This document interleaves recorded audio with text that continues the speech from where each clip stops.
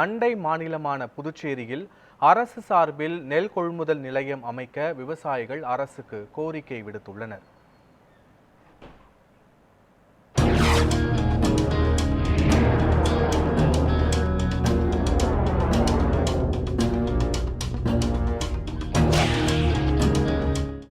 இப்போ பார்த்தீங்கன்னா, இங்கே காரைக்கால் பாண்டிச்சேரியில் அரசு நெல் கொள்முதல் நிலையமே இல்லை. நாங்கள் தமிழ்நாடு தான் போக வேண்டியது. இப்போ தமிழ்நாட்டிலையும் கொள்முதல் நிலையம் மாவட்டத்தில் வச்சுருக்கனால அந்த இடைத்தரகர்கள் ரொம்ப படுமோசத்துக்கு நெல்லை கேட்குறாங்க. பார்த்தீங்கன்னா, 1500 அரசு நிர்ணயம் பண்ண நெல் 60 கிலோ மூட்டையை அவங்க பார்த்தீங்கன்னா 1150 1100 கேட்குறாங்க. அடிமாட்டு விலை கேட்குறாங்க. இதனால் நாங்கள் விவசாயி குருவை போடுற விவசாயி, நவர போடுற விவசாயிகள் ரொம்ப பாதிக்கப்படுறாங்க.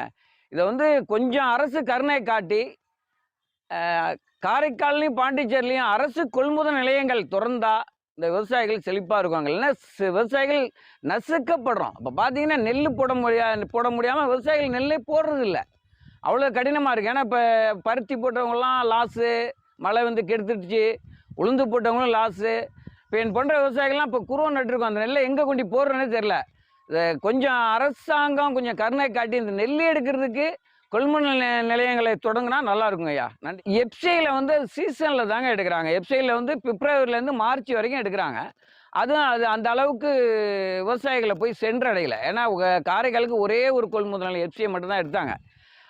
இப்போ நான் 6 குமிழ்லையும் எடுத்தாக்கா அது நல்லாயிருக்கும். அதுக்கு தகுந்த விலையும் கொடுத்தா நல்லா இருக்குங்க.